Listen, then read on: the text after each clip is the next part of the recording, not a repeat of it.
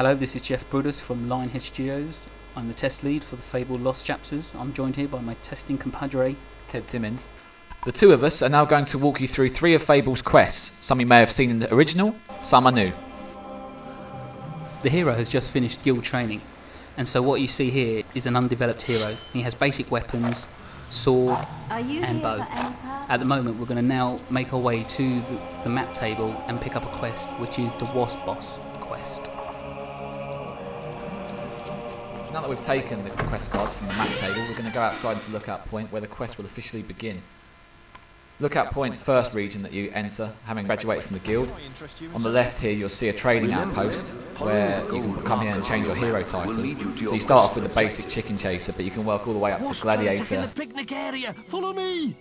Now that we've had our formal introduction to the script from the villager, we're now going to follow him up the path. You can move around the world of Albion in many different ways. You can roll, you can run, you can walk, and you can be stealthy to help yourself steal things. A massive wasp was just attacking the picnic area. The villagers are running out screaming. You're the only hero around, so you've taken up the challenge to go in there and kick butt, really. So this is the hero doing his thing. I think that's a bit of an understatement, Jeff. I think he's going to whoop some serious wasp hide. The hero is now located in the picnic area. Upon entering, a cutscene starts, where the hero can quite clearly see that the villagers are under attack. Yes, Ted, there seems to be a lot of carnage going on here, as you rightly said so. As you can see here in this lovely cutscene that was done by one of our lovely cutscene guys. Okay, the quest is now kicked off. Your first point of call is to save these poor villagers, and that's a good way of getting morale here. So as you can see, he's doing all his flourishing moves here. Yep, there you go, collecting all the orbs so he can get his experience up, so once he gets to the point of leveling up, he can do. So the hero's thinking to himself, now that was a walk in the park, but oh no, here comes the wasp menace herself, sending out her worker bees to destroy him. The hero's going to fight them, or he can just go straight for her, but he chooses to get the extra experience from the little wasp. He's now using his lightning attack. There are 18 spells in all. There are 2 new epic spells specifically designed for the Lost chapters. There's also bow combat, as you can see here. Again, she's casting more of her worker bees to try and distract the hero, but no, the hero's having none of it, just going straight for her. Now as you can see, he's just taken out all the worker bees so he can go straight for the mother of all wasps. Here we go. Lightning, a few hits with a few flourish moves in a minute. Here we go, look at that. Ah, and she's down for the count. Yeah, I agree, Jeff. She's definitely going to be getting up after that one. So now the hero's just that little bit closer to being more legendary, more renowned, and above all, the hero of all heroes. Basically, as you can see now, the hero is now being greeted by the villagers, thanking him for saving their lovely picnic area. From here on the stats screen, you'll be able to see the renown, the money, and most of all, the trophy that you got, which is of course the wasp. But Jeff, by far the coolest thing you can do with your trophies is show them off to people. You know, when you've got a nice car, you show it off to people. When you've got a nice trophy, you want to show it off to people, see how they react to it. In this case, they'll applaud you. If it's a bad trophy, well, you might get a couple of boos. Also in Fable, there's something called expressions, so you can show them your gratitude by, you know, letting off a little win. And on that bum note, we're going to move ahead now and see what the hero's like a little bit later on.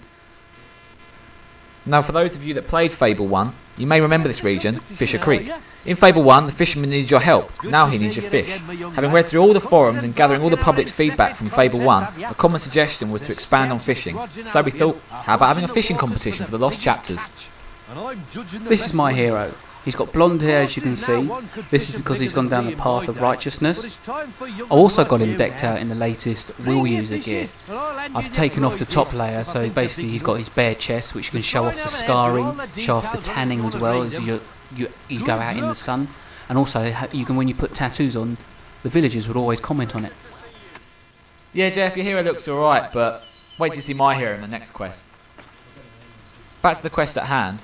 We now got a fish, which we caught earlier, which we're going to give to this fisherman to try and win the competition. The question is it going to be big enough? Now we now know the size. We're going to enter it into the competition. With a little bit of luck, we'll win. Well, it looks like our fish was big enough, and we've won the first prize, which is one of Albion's finest fisherman hats. In the Lost chapters, there are loads of new hats, all the way from chicken hats to demon helms. With that amount on offer, what hat will you wear? Also, the other thing the hero has won is a better fishing rod and a silver key that would open up the silver chests that you find across Albion. Now moving on to the third and final part, we're now going to be situated in Hook Coast, which again was a region in Fable 1, but now has a whole different meaning. This new quest is called the Ship of the Drowned and continues on from where Fable 1 left off. So to get to Hook Coast, the hero is teleported there. This is via a colour skate. Colour skates are really useful in Fable as it just saves a lot of time of always having to walk to places, especially as now we've got all this new content. I'll just leave it to you, sir. Good day. The guard's now giving the hero a heads up on what's happened. The town's been evacuated, but usually this town would have been fully populated with people. It's got a tavern, it's got shops, you can get married, you can rent houses to people. I mean, there's just so much you can do. It really is endless. The hero's making his way to the lighthouse, but let's stop and have a look at Ted's hero. And yes, Ted, I have to agree, your hero is much better looking than mine. Demonic helmet, demonic armour, look at that, even a new sword. Not only that, Jeff, but did you also notice the red eyes, the red mist around my feet, the flies around my head? Thankfully it's not like real life, but in Fable you can be whoever you want to be. Yeah, Ted, enough of the big-headedness. Anyway, meanwhile, back to the quest. The hero is now making his way up the lighthouse stairs where he's going to insert the fire heart which he got from a previous quest. The fire heart has now been activated, and as you can see from this cutscene, it blows out the windows. The hero stands back in amazement. He now looks behind him where he sees one of the rival heroes, which is Briar Rose. Briar Rose is one of the heroes that you saw originally in Fable 1, but never got to see much of her. Sorry to interrupt you there, Jeff, but we've got more important things at hand.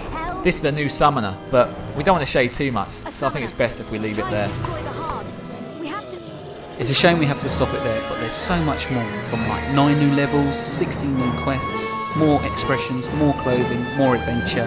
The PC version is already in shops now, but the Xbox version will be out on the 18th of October. From us here at Lionhead, we hope you enjoy the game as much as we enjoyed making it.